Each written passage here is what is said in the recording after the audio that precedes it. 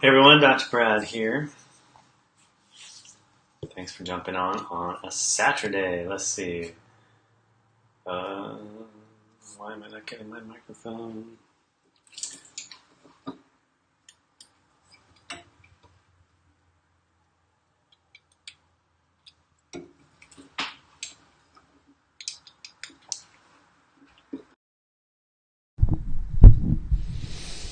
There we go. Microphone ready. Hopefully that didn't give you a big blast of feedback. All right, so how's everybody doing today? We are on day number 5 of our 7-day challenge. It's a challenge to me, like I've been saying, to try to make it understandable. Hopefully that's starting to come into picture for you. I know we've been covering a lot of stuff, and a lot of variety of things. So some of it, I think, it probably won't start coming together until the end. But today we're going to be talking about too much bacteria, and in specific condition called SIBO, which we'll talk about in a minute what that means if you don't know. And then also we're going to be talking about prebiotics and probiotics. So while we wait to see if anybody else is going to join us here live, I just wanted to start today by reviewing a little bit about what we've talked about so far. So in day 1, we talked about the anatomy of the digestive system, the physiology. That way we could lay a foundation so that we're all on the same page. So when I talk about different structures and so forth, that you guys know what I'm talking about, and so on and so forth. So we did that in day 1. Day 2 was kind of like the meatiest of the meat. In fact, so much so that I've left it up there, but I'm about to take it down. Or maybe I took it down. I think I took it down. But that was where we really dove into what dysbiosis is, what it even is, what leaky gut is, so that we could start getting an appreciation for how significant of a problem these are and how far-reaching the health implications might be. Day 3, we talked about where we get our microbiome from, like in the first place, how we get it from a normal vaginal birth, how we get it from breastfeeding our mom, or if we have a C-section where the bacteria comes from there, and so on and so forth. And then we talked about, and then continuing on, our exposure to dirt, our exposure to the outdoors, our exposure to animals, our exposure to fermented foods, a variety of fruits and vegetables, those type of things to build a healthy, diverse microbiome. And then we talked about also that same lesson about the causes of dysbiosis and leaky gut, which were many. And if you remember, we were kind of considering, or I asked you to consider, if you really can think of anybody that you know who doesn't have exposure to any of those things. And it's pretty hard to find. And I know that one was a bit depressing, or at least that's feedback some of you guys gave, which, on the one hand, sorry to be a downer, sorry to be depressing, I don't want to do that. But sometimes when we face the sort of harsh reality of where we have come as a culture and a society, sometimes that can be a little challenging, a little depressing. So anywho, I'm going to jump in here in just a moment. Several people said they would try to make it at this time. I always like to have a group live just so, and if it were me, I know it's Saturday, people's schedules are what they are. And this is smack dab in the middle of the day for those of us on the Pacific Coast, and so on, and wherever you are, I guess, tuning in from. But so we're going to jump in. Oh, because then you can ask questions live and I can cover that stuff live potentially. So I have the Facebook Live up on my laptop over there so I can monitor comments. If anything comes up, you have any comments, you have any questions about what we're covering today, or even if you have questions of how it relates to the other stuff from previous lessons, go ahead and drop that in the comments. If you're watching the recording of this, also you can put that, any questions or comments you might have in the comments, because I will be monitoring those, doing my best to answer any questions that come up there. So know you can do that. All right. So here we go. I'm going to just share my screen as I've been doing. Alrighty,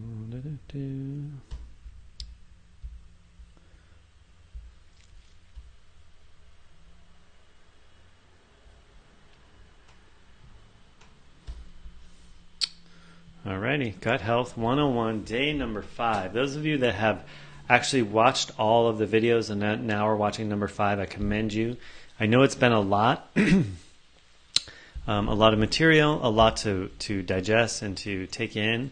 Hopefully you've been taking notes, maybe even watching more than once since they're up there for a while. So here we go, day 5. We're talking about SIBO, too much bacteria, prebiotics, and probiotics. So today's agenda, bacterial overgrowth and SIBO, and covering prebiotics and probiotics. So this is what SIBO is. If you've heard of it, then you know this, and if not, it's an acronym, and it stands for Small Intestinal Bacterial Overgrowth. So like I mentioned, we're going to be talking about too much bacteria or that type of concept. Sorry, excuse me there. And so if you remember, this is a bit of a review from day 1, but I like this diagram too. So it talks about the digestive organs. So we see our stomach there, and these numbers are how many microorganisms are typically in a healthy organism. The higher number is really more the case in most cases.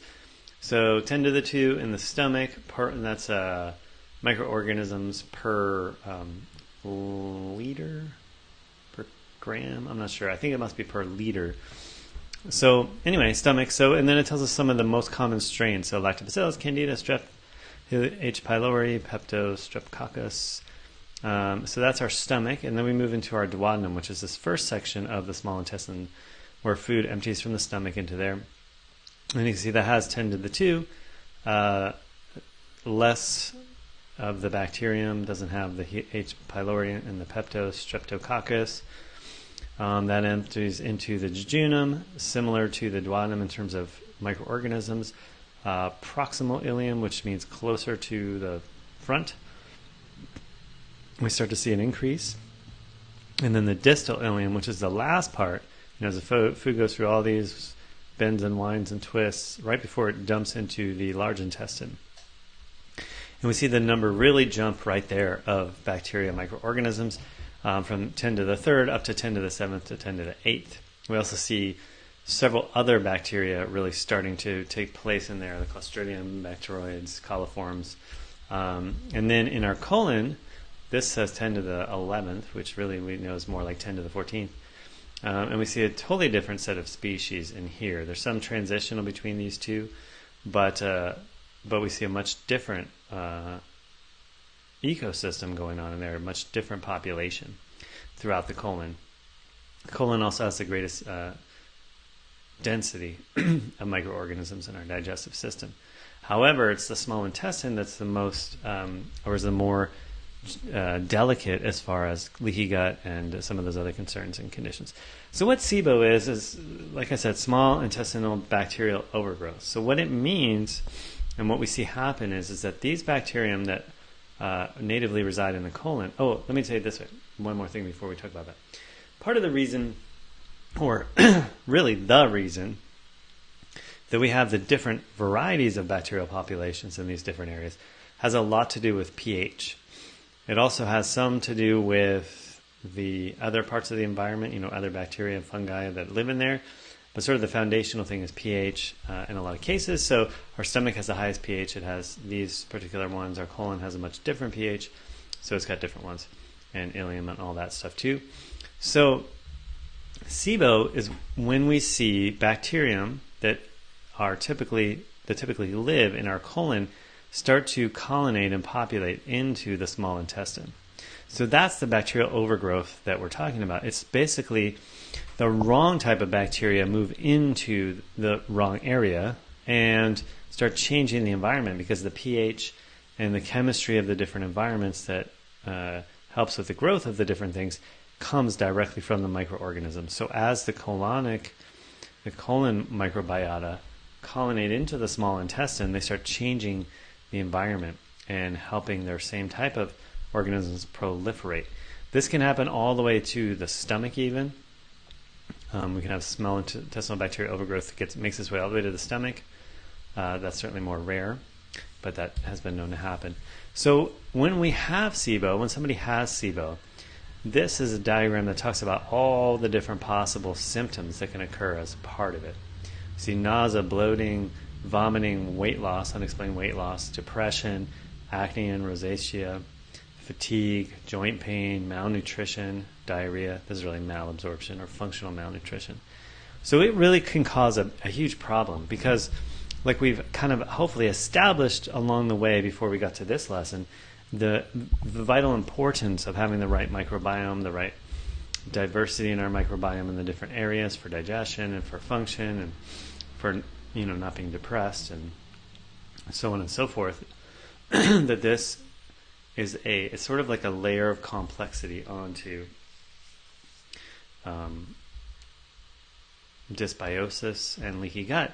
It's like its own special category of dysbiosis because it's especially hard to recognize in a lot of cases and then to deal with. It takes special treatment, basically, a special different kind of treatment plan. So why does this happen?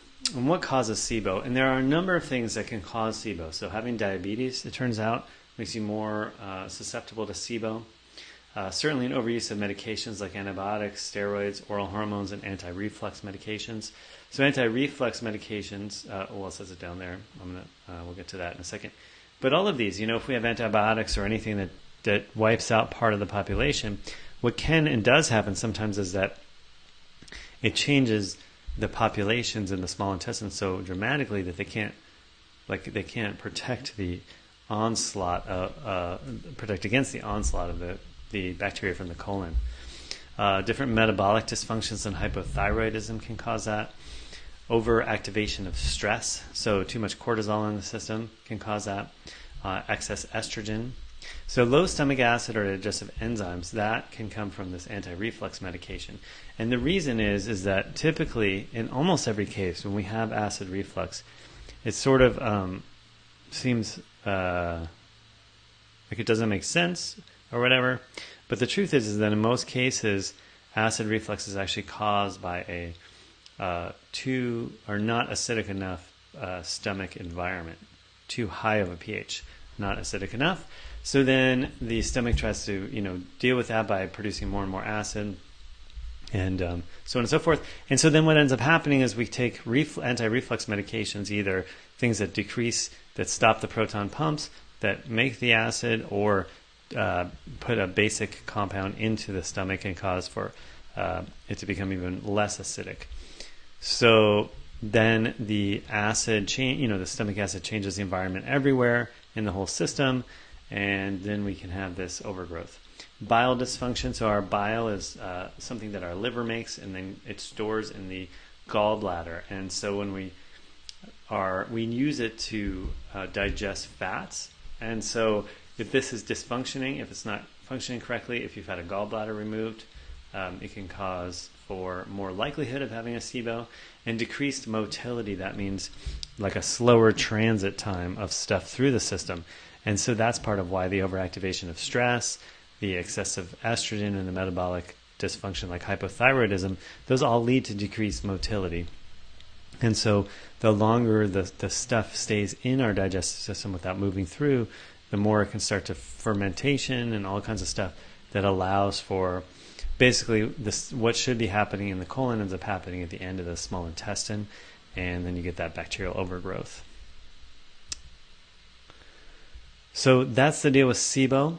It has its own particular importance because it mimics a lot of the symptoms of other things like irritable bowel disease and some of the dysbiosis and leaky gut. Not that it mimics it, but it can be a underlying causative agent of that.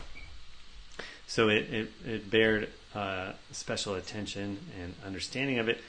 Later we'll get into how to know if that's what's going on. There's actually a test to do for SIBO. But it's not necessarily the most accurate, and it's expensive. And so there are other ways to determine if this is what's going on with your kid, if this is what's going on with you, which we'll get into later. Okay, so next we're going to talk about prebiotics. So prebiotics are sort of gaining a foothold in the mainstream or corporate press. And so I like this little Pac-Man diagram because it kind of explains the difference. So in your gut, this is your gut. Probiotics are like these little Pac-Man creatures.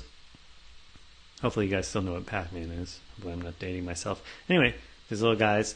And prebiotics are essentially their food. So prebiotics have been getting a lot of press as that's the new hot thing, the new magic wonder pill. You add prebiotics to your supplement regimen and you're going to have a great healthy digestive system. Now my speculation is the reason that prebiotics have been getting more and more popular is because people are discovering that just taking a probiotic isn't solving all their problems with their gut and with their health. So what prebiotics are indigestible plant fibers. So the most common types of prebiotics are inulin, that comes from chicory root, resistant starch, which is in many things fructooligosaccharides, also known as FOS or fructans, and then galactooligosaccharides. So these are all indigestible plant fibers. So meaning without our microbiota, we wouldn't be able to digest these. We'd eat them and they would just pass right on through. But our microbiome, our bacteria in particular, and some of the funguses, they use this stuff as their food. So here's some prebiotic-rich foods. Those are Jerusalem artichokes, I believe. Leeks, asparagus, mushrooms, garlic, onion, dandelion greens. I'm forgetting what this one is. Yucca? No, I don't know. Anyway, some different root vegetables. A lot of starchy root vegetables too. Sweet potatoes, yams. These are probably rutabagas there. Bananas, apples, berries, and oranges.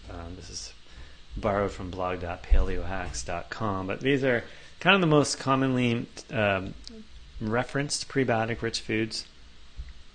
So it's not like necessarily you have to take a bunch of supplements if you're trying to increase your prebiotic intake. Really, it's just eating foods. Now, many of these, depending on if you have a special diet or not, maybe some of these wouldn't be on your diet.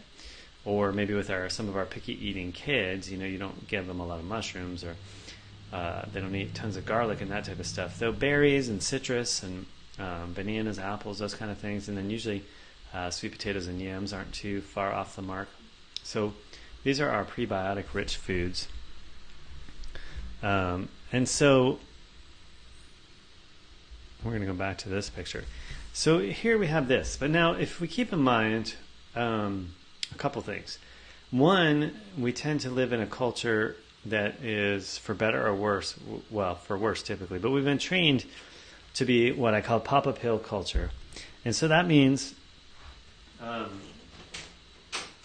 that typically we're looking for, or we're trained to look for the magic bullet, the one, like all we got to do is add this one pill or this one special drink or this one powder to our otherwise unhealthy lifestyle, and it's going to solve all our problems.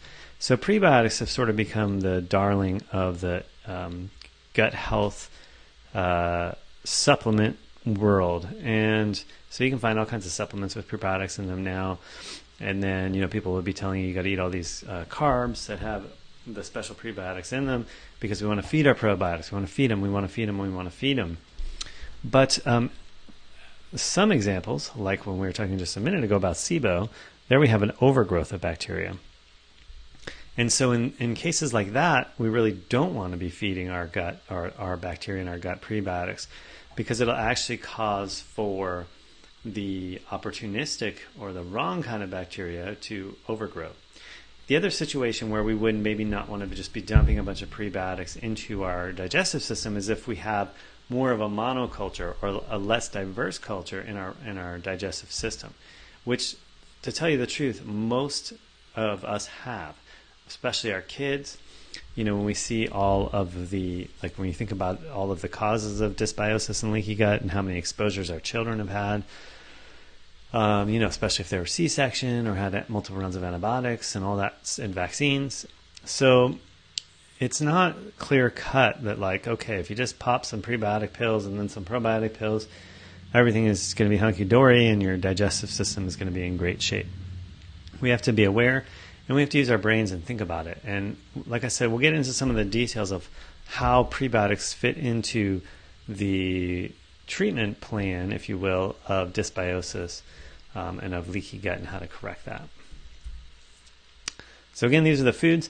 So now keep these in mind, because if you do discover that your child, your family, yourself has an overgrowth of either SIBO style overgrowth or just an overgrowth of opportunistic bacteria or different funguses and stuff like that, it might not be the smartest idea to have a diet rich in these different things. Okay, so next we're going to talk about probiotics. So these are the actual organisms. So microorganisms, they're in your gut. There's, friendly, that's the probiotics typically means friendly or friendly towards your biome.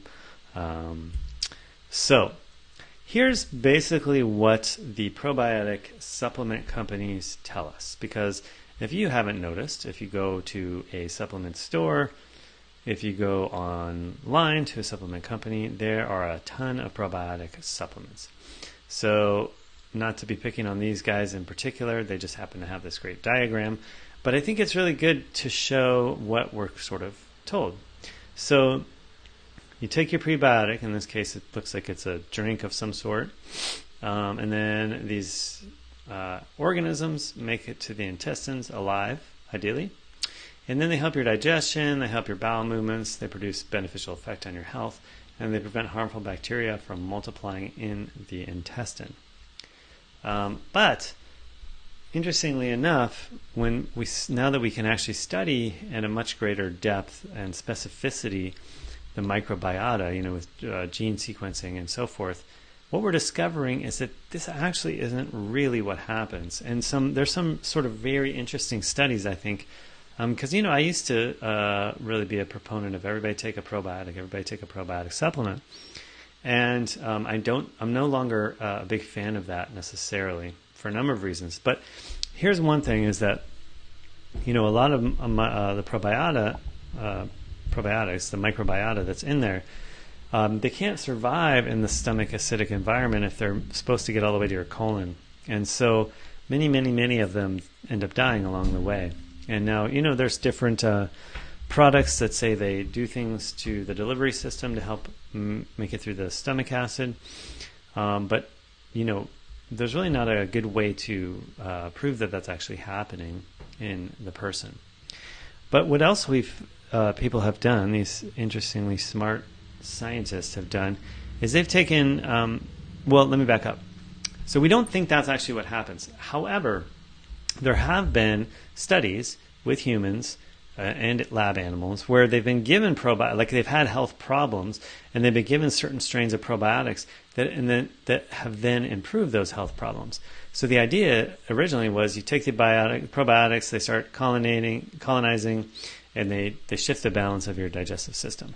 But some people, some cool, interesting scientists took their brains, first of all, and thought about how these organisms probably aren't making it through the stomach alive. And they actually they took probiotics and they killed them all. And then they fed them to the lab animals and so forth and saw the same beneficial effects from those probiotics.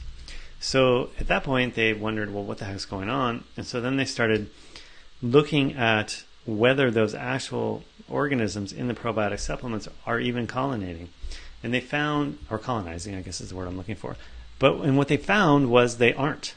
When you eat a probiotic supplement or when you eat yogurt or other fermented foods, those bacteria actually don't colonize your digestive system practically at all. And so this idea of, you take an antibiotic and then you take a bunch of probiotics to recolonize really is actually not what's happening in there. So then the question begs, what is happening? Why do we see these beneficial effects?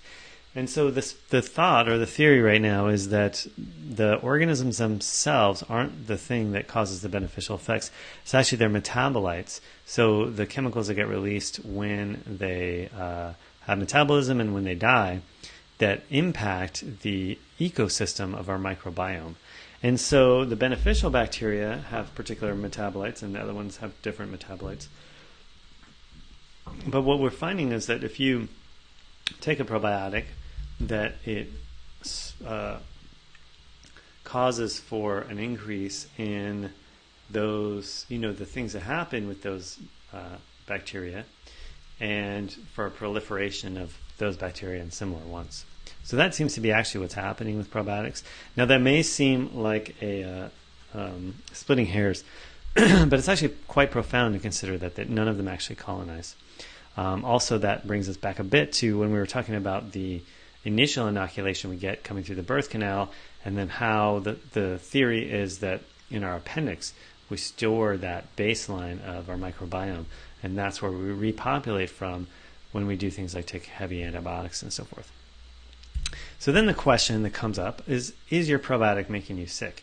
And why I'm even talking about this, see this picture here is probiotics, and those are all prebiotics in the foreground there, is because if we think about it, if we go back to the beginning, back to our whole premise and new recent understanding of how the microbiome works, how we thought in the past that there were a few hundred bacterial species and then maybe up to 1,000 bacterial species.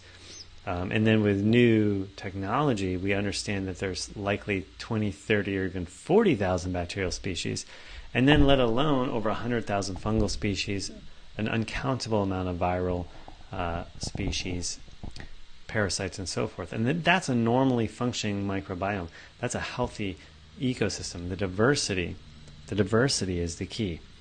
That's what is really coming to the forefront with the more smart people look at the microbiome and what's going on in there and all of the varied functions. You know, how 75 to 80% of our immune function is in the microbiome or in the gut, and how in some cases up to 90% of our metabolic activity is happening in the microbiome.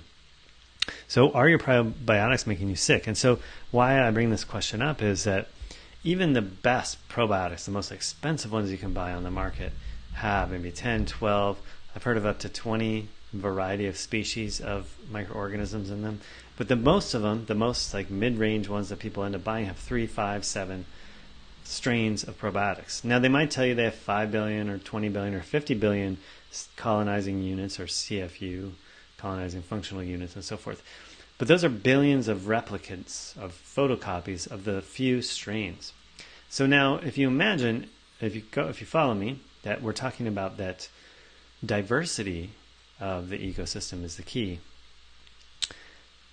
And now we hit our digestive system every day, sometimes multiple times a day, depending on how you're taking them, with only three strains, or the same 5 or the same 10 strains over and over and over and over again. We are pushing our ecosystem towards a monoculture, away from a diverse culture. And, you know, we always think we're so smart. It's not just now in history. All throughout history, we've always thought we were so smart. But usually, time and nature prove us wrong in terms of sort of biology and the medical sciences. And so it can become very problematic, especially if probiotics are taken on a chronic basis, because we start to push our microbiome to a monoculture or towards a monoculture. So yes, your probiotic can be making you sick if it's decreasing the diversity. That's not to say to never take a probiotic, but this chronic daily probiotic intake from supplements of specific strains, that, it turns out, can be quite problematic after all. So, you know, after a round of antibiotics, maybe hit it with probiotics. You know, maybe if you have been sick a lot, maybe hit some probiotics, a big dose all at once, and that type of thing. But daily use of probiotics, we're finding, is less and less helpful. Now, that's not to say that some people don't, you know, who take them daily don't feel better when they do. And that's great that you've discovered a way to make, well, I don't know if that's great anyway, but you've discovered a way that helps you make you feel better. What that tells us is that your microbiome is that far out of balance, is that far in dysbiosis, that even monoculturing it, as long as, because you're pushing it in what's called the probiotic direction, the bacteria that we understand to be beneficial, that's improving the function enough. But in terms of a long-term strategy, it falls very short of creating ideal health. So how do you get good inoculation? So in terms of food, because we're talking about digestive system, this is how. So we get it through our food, yogurt, so fermented dairy products, course, you got to be careful with this. If you're casein sensitive, you always want to use organic. Raw dairy is the best. There's a variety of dairy things. There's yogurt and kefir are the two most common ones. Miso soup is a fermented soy-based product. Sauerkraut, kombucha, pickles, kimchi. So this is showing us fermented foods. And these are naturally fermented. These aren't the ones you go and buy at the store that are put in vinegar. These are ones that are fermented in a salty solution or an acidic solution that's not so acidic that it kills them, like vinegar. They're ones that are allowed to grow the proper microbiome within them. And this is the best way to get that. This is called wild fermentation. And bubbles, I guess, is the thing. But you get bubbles with wild fermentation. So wild fermentation means fermenting the wild organisms. And so the idea is that you take the vegetable, like in this one here, you can see there's carrots in there, and you don't really wash them too strongly. You don't sterilize them. You don't peel them. You want organic carrots. Ideally, ones you just pulled right out of the ground. Maybe rinse off some of the dirt. And then you drop them into this, typically a salty solution, and let them ferment out at room temperature.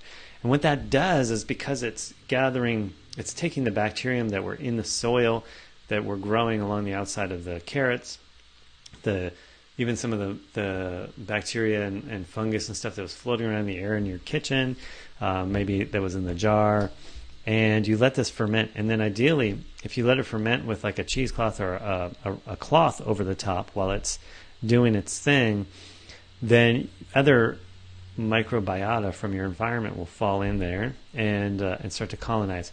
And so the thing is when you do natural and wild fermentation, you end up with a potentially huge diversity of microbes that grow in there. And so rather than doing a monoculture thing like with 3 or 7 or 10 variety, you end up with hundreds or thousands of variety of microbiota, fungus, and bacteria in there. And so this tends to be one of the best ways, if you eat a little bit of this stuff every day, to improve your diversity of your microbiome. Let's see, I got a question here. Do you feel naturally fermented foods and drinks can be harmful as well? I know that some people have some challenges symptomatically, and I don't know if this is where you're going with that, Naomi, but with naturally fermented foods and drinks. But what happens if you have a significant dysbiosis going on and you start to introduce a new variety or a better balanced variety of bacteria into your system, you get what they call die-off. And so part of what makes the opportunistic / harmful microbes a problem when there's too many of them is their metabolites. So the chemicals that they put off during their metabolism and during their death. And so when you introduce a whole bunch of beneficial bacteria into the system and they start righting the balance, which means competing out some of those harmful or opportunistic bacteria, they start dying in mass. And they start releasing things like the LPS we talked about yesterday, the lipopolysaccharides and so forth. And then your body gets hit by a big input of that. And so people can get symptoms for quite some time, days and even weeks sometimes. So is that kind of what your direction was in your question, Naomi? Or was there something more specific? Because that's what tends to be the case. So a couple ways you can deal with that is by going in slow. Excuse me.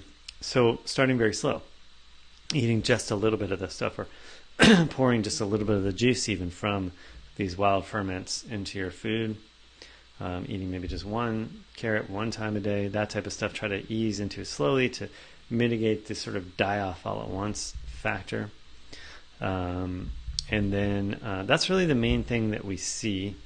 I guess, if you really monocultured, you could probably do that with this too. If you always use the same food or drink and you didn't make it yourself, and the non-wild fermented stuff you can buy at the store, a lot of times they have more of a sterile environment and they add particular bacteria to it, and then you can be pushing yourself towards monoculturing there as well.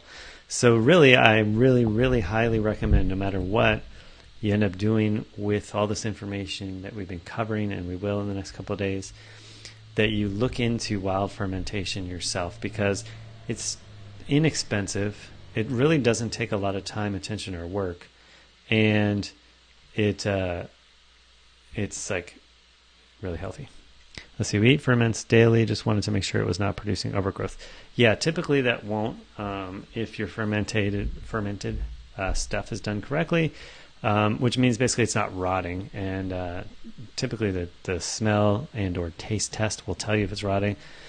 But yeah, just keep in mind diversity is the issue. So SIBO and overgrowth is not an issue of ingesting the wrong kind of bacteria. SIBO and other overgrowths are an issue of having the system be out of balance, enough so that the proper organisms start migrating away from where they're supposed to be. That's when we see that happening. Now, it's estimated by some people who study SIBO that up to 40 or 50% of the population of the U.S. suffers from some degree of SIBO, and that people who have IBS, irritable bowel syndrome, and even irritable bowel disease, that number goes up to 70% or higher. So SIBO is a real thing, and but as you bring your whole system into better balance with diversity of your microbiome and several other things that are useful in directly addressing it, it can be helped and mitigated. And then also back to this picture, which is a little pixelated now, at least on my screen here. Getting your hands in the dirt, getting out into nature, breathing deeply in nature, walking barefoot on the soil. When we dig or pull weeds out, fresh, a whole plume of microbes come up out of the soil and we breathe that in. And I don't mean like go and eat a bunch of dirt or anything, but just being out there and in nature, breathing deeply in the woods after a rain, all these kind of things, that smell of the woods or soil after a rain, it smells good, and all this. Some of those odors are indicators from our body's own knowing that we're getting benefits out of that. So outside, that's a big part of where we get our diversity from in our system. So I'd say the bottom line is probiotics as a supplement are, a good bridge, a good thing to do occasionally, but they're not going to be a magic bullet. Sorry to say, because we all want that, that pop-up pill, the special pill that's going to solve it all for us, or the special superfood. And on the one hand, it's never that simple. And on the other hand, it's extremely simple. But it's only extremely simple if we open our eyes and become aware of how far off track we are from our nature and how we live, and look at the things we can do to get back towards that. All right, so that is our topic for today, day 5. So we covered SIBO and bacterial overgrowth. We covered prebiotics and probiotics. I probably left you with some more questions than answers relating to prebiotics, but that one we kind of have to get into deeper. We have to start talking about some of the particulars, and you have to kind of do some trial and error type stuff.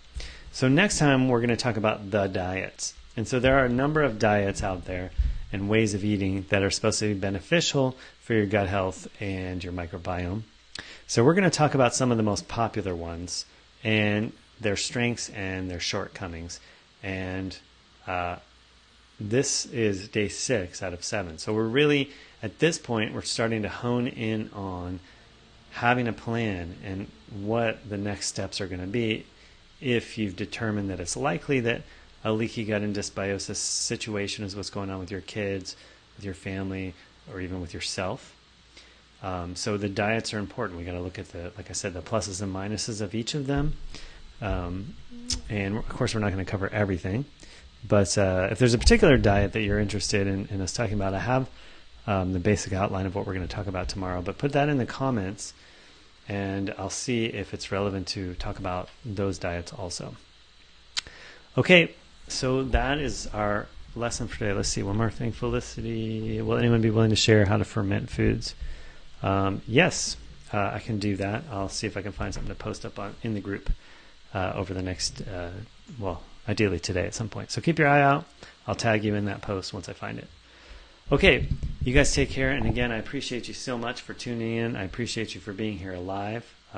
Not that I appreciate you guys more necessarily than those of you watching recorded, because I know schedules, and I mean I have kids that and all that kind of stuff, so I know how that can be. But for everyone watching, for everyone taking the time out of their busy lives to help their family, to help their kids heal, be able to better reach their full potential in life, really get to the bottom of what's going on, and help their kids, their family, maybe even their neighbors, their community, how to be healthier. I thank you so much. And I know I've said before, but part of my mission is to impact 20 million families worldwide to help make the next generation the best generation. And each of you, in helping your own child, your own family, maybe sharing the message more, that benefits and supports me in my mission. And so I thank you so much for that. And because really it's up to us. All right. We'll see you later.